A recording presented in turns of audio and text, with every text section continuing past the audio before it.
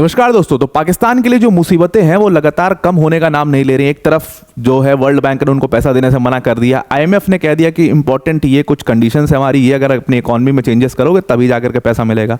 ये दोनों तो लॉन्ग टर्म प्रॉब्लम है उनकी जो चली आ रही है काफ़ी सालों से। तीसरी एक और बहुत बड़ी मुसीबत अभी रिसेंट में खड़ी हो गई उनके लिए। अगर आप देखो तो अक्टूबर के बाद से ये मुसीबत चल रही है कि इमरान खान के जो सपोर्टर्स हैं, इतना ज़बरदस्त सपोर्ट उन्होंने रैली किया है कि दुनिया भर में, पहले तो सिर्फ पाकिस्तान तक वो प्रोटेस्ट कर रहे थे, अभी उन्होंने दुनिया भर में प्रोटेस्ट करना शुरू किया। आपने बहुत सारी वायरल वीडियोस देखी होंगी जहां पर शहबाज शरीफ की जो डॉटर हैं वो जा रही है कहीं लंदन या यूके की कहीं की तो इमेज है वो, जहां वो जा रही है वहां पर उनको इमरान खान के प्रोटेस्टर्स ने घेर लिया और फिर वो इमरान खान के सपोर्ट में नारा वगैरह लगा रहे हैं, उनके ऊपर प्रेशर डाल रहे हैं। तो इस तरीके से क्या हो रहा है कि एक बहुत इंटरनेशनल सपोर्ट मिल रहा है इमरान खान को। हुआ क्या है अब रिसेंटली कि डोनाल्ड ट्रंप के एडमिनिस्ट्रेशन ने और डोनाल्ड ट्रंप के एडमिनिस्ट्रेशन के कई सारे लोगों ने इमरान खान के सपोर्ट में ट्वीट डाल दिए है। तो सीधी सी बात ये हो रही है कि अब जब ट्रंप वापस पावर में आएंगे, उनका 2.0 शुरू होगा, तो ट्रंप क्या पाकिस्तान के ऊपर इतना प्रेशर डाल पाएंगे कि पाकिस्तान को सच में इमरान खान को रिलीज करना पड़े, क्योंकि पूरा यूएस के सपोर्ट से और इंटरनेशनल ऑर्गेनाइजेशंस के सपोर्ट से पाकिस्तान आज की डेट में चल रहा है।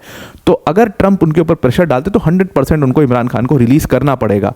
तो क्या ट्रंप उतना प्रेशर डाल पाएंगे और सच में ट्रंप का क्या रुख है पाकिस्तान की तरफ, वो देखना बहुत जरूरी है। वीडियो में आगे जाने से पहले एक छोटी सी अनाउंसमेंट है अनअकैडमी टीम की तरफ से कि अनअकैडमी ने यूसीएससी यानी कि Unacademy civil services championship launch किया है। ये स्कॉलरशिप टेस्ट है, ये फ्री ऑफ कॉस्ट, इसका रजिस्ट्रेशन है, डिस्क्रिप्शन में इस पर लिंक है। जो भी यूपीएससी सीएससी की प्रिपरेशन कर रहे हैं छात्र, उनको इस स्कॉलरशिप टेस्ट को जरूर देना चाहिए। इसमें आप एक्साइटिंग रिवॉर्ड्स जीत सकते हो, 90% तक का आपको डिस्काउंट मिल सकता है। 29 दिसंबर को सुबह 11 बजे और शाम के 5 बजे टेस्ट होगा और वीडियो के अंत में मैं एक बार आपको पूरा डिटेल में एक्सप्लेन कर दूंगा। तो देखो हुआ क्या है, पाकिस्तान में बहुत ज़्यादा जिटरीनेस है इस टाइम पर, काफ़ी अनसर्टेन है उनका फ्यूचर, बिकॉज सारी प्रॉब्लम तो चली रही थी। एक प्रॉब्लम ये हो गई कि यूएस में सरकार चेंज हो गई और डोनाल्ड ट्रंप की जो सरकार आएगी, जो रिपब्लिकन सरकार आएगी, वो पाकिस्तान को कितना लाइक करते हैं हम बहुत अच्छे से जानते हैं। जो हिस्ट्री है वो भी हम आगे डिस्कस करेंगे डिटेल में, लेकिन हिस्ट्री जो है वो ठीक नहीं है।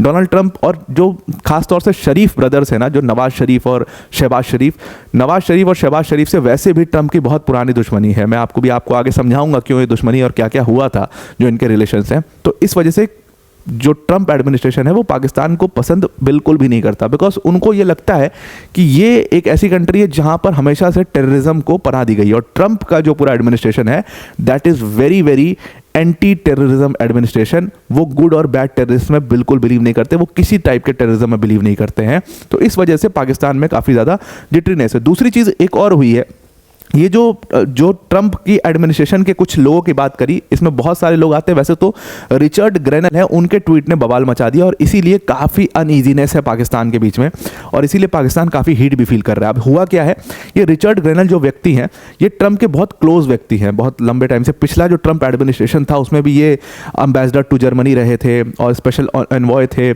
सर्बिया कोसोवो के निगोशिएशंस में काम किया था और दुनिया भर यूएन में भी काम कर चुके हैं, नॉर्थ कोरिया में काफ़ी काम किया इन्होंने।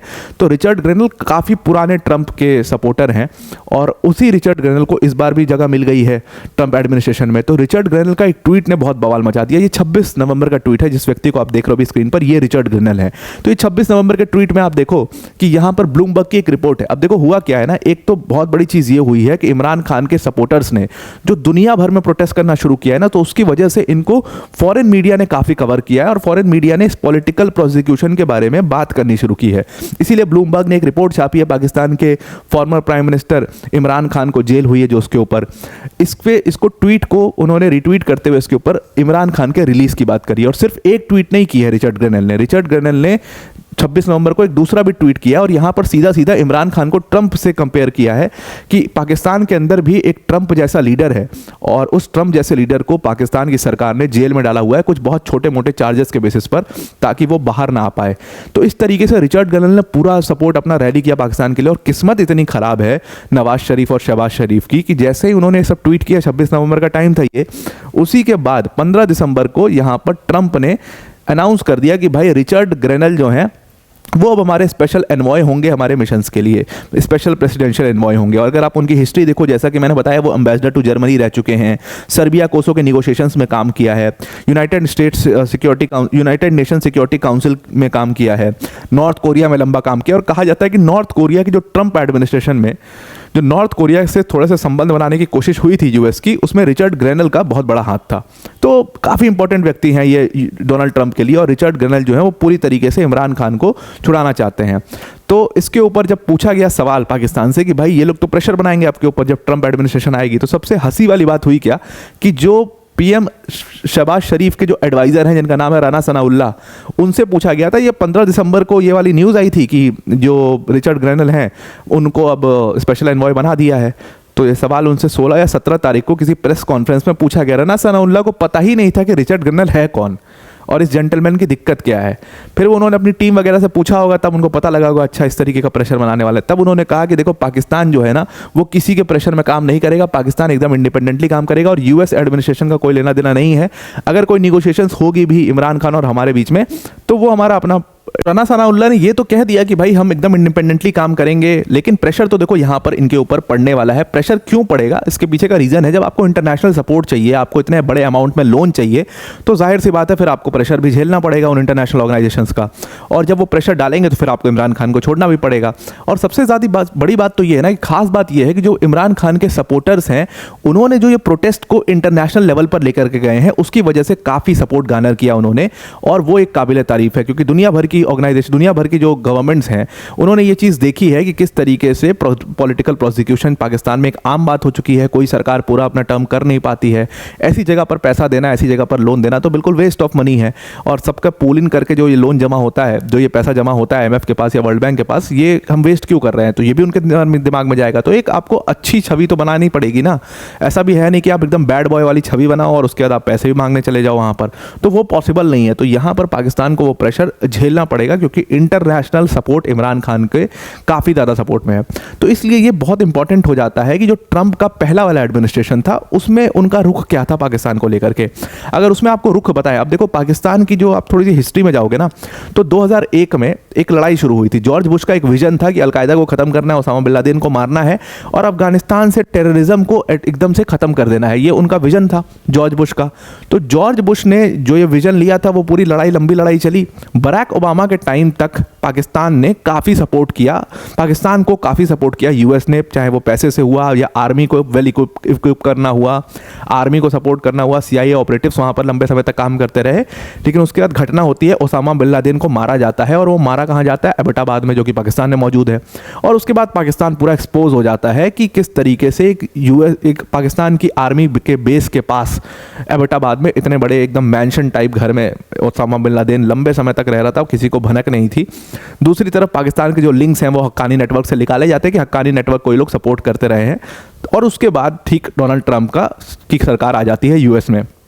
डोनाल्ड ट्रंप ने साफ साफ पाकिस्तान से कहा कि देखो ये दोहरापन बिल्कुल नहीं चलेगा, या तो आप हक्कानी नेटवर्क और तालिबान का सपोर्ट करोगे या तो आप यूएस आर्मी का सपोर्ट, या तो आप यूएस का सपोर्ट करोगे, सिंपल सी बात है। और इसीलिए डोनाल्ड ट्रंप ने साफ साफ येस और नो वाले नेता हैं वो। तो पाकिस्तान को जो $300 मिलियन दिए जाने थे, ये जो $300 मिलियन दिए जाने थे पाकिस्तान आर्मी को रिम्बर्स करना था यूएस को, ये पूरा फंड विथहोल्ड कर दिया था डोनाल्ड ट्रंप ने। उसके साथ में एक F-16 फाइटर जेट्स की उनकी डील होने वाली थी, उसको भी डोनाल्ड ट्रंप ने पूरी तरीके से विथहोल्ड कर दिया था। तो उनका रुख बहुत ही कड़ा था पाकिस्तान को, और शहबाज शरीफ को तो वो बिल्कुल भी लाइक नहीं करते इसी वजह से। तो इसलिए उन्होंने ये सारी चीज़ें करी। और उसके बाद 2017 में ही डोनाल्ड ट्रंप जो है वो एक समिट को एड्रेस कर रहे थे, अरब इस्लामिक समिट को, रियाद में। तो वो अरब इस्लामिक समिट को एड्रेस करते टाइम उन्होंने टेररिज्म के ऊपर बात करी। और आपको बता दें कि टेररिज्म में उस समय पर ये फिगर आउट किया था यूएस ने कि पाकिस्तान जो है ना वो एक बफर स्टेट का काम कर सकता है, वो एक ऐसा स्टेट का काम कर सकता है जहां से हम टेररिज्म को ख़त्म कर सकते हैं। अफगानिस्तान में भी वही करने की कोशिश करी थी। बाद में उनको पता चला कि भाई चोर को ही हमने रखवाली दे दी थी। इसका मतलब ये कि पाकिस्तान में ही टेररिज्म जो है उसका गढ़ है, पाकिस्तान की सरकार चलती ही उस दम पे है और वहाँ पर ही हम पैसा लगा करके उसी जगह को साफ करने की कोशिश करें, तो पॉसिबल ही नहीं है। तब उनको ये चीज़ समझ में आई। और इस पूरे समिट के दौरान डोनाल्ड ट्रंप ने सिर्फ और सिर्फ यहाँ पर टेररिज्म की बात करी, काउंटर टेररिज्म की बात करी, और उसमें पाकिस्तान की आर्मी का नाम तक नहीं लिया, पाकिस्तान की गवर्नमेंट का नाम तक नहीं लिया। दूसरी तरफ उन्होंने यहाँ पर एक बहुत इंपॉर्टेंट मेंशन इंडिया का किया था, और इंडिया के तो लॉन्ग टाइम सपोर्टर वो रहे ही हैं।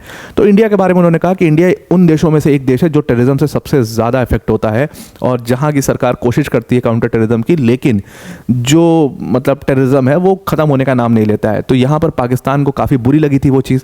अब उसी डोनाल्ड ट्रंप का सेकंड एडमिनिस्ट्रेशन शुरू होने वाला है, तो पाकिस्तान की मुसीबतें बहुत ज़्यादा बढ़ चुकी हैं और 100% ट्रंप के एडमिनिस्ट्रेशन जो है वो प्रेशर डालेगा पाकिस्तान के ऊपर इमरान खान को रिलीज़ करने के लिए। तो आई होप आपको पूरा आर्टिकल समझ में आ गया होगा। अब जो शुरू में अनाउंसमेंट करी थी उसके बारे में एक बार आपको डिटेल में एक्सप्लेन कर देते हैं। तो अनअकैडमी का जो स्कॉलरशिप टेस्ट है ये 29 दिसंबर को सुबह 11 बजे और शाम को 5 बजे होने वाला है। इस स्कॉलरशिप टेस्ट को अगर आप देते हो, बहुत सिंपल क्वेश्चंस का आंसर करके आप 90% तक की स्कॉलरशिप हमारे कोर्सेज में जीत सकते हो। उसके साथ में आप हमारे साथ काफ़ी सारे एक्साइटिंग अवार्ड्स भी जीत सकते हो, जो आप देख सकते हो। टॉप एजुकेटर्स ये जो एक्साइटिंग रिवॉर्ड्स है ये स्टूडेंट्स को दे रहे हैं। तो 29 दिसंबर को फ्री ऑफ कॉस्ट रजिस्ट्रेशन है, डिस्क्रिप्शन में लिंक है। सुबह 11 बजे और शाम को 5 बजे इस लिंक पर क्लिक करके अपना फ्री ऑफ कॉस्ट रजिस्ट्रेशन करके आप टेस्ट दीजिए और फिर आप हमारे साथ ये रिवॉर्ड्स जीत सकते हैं। तो आई होप आपको पूरा आर्टिकल समझ में आ गया होगा। आज के लिए इतना ही। Thank you and have a nice day.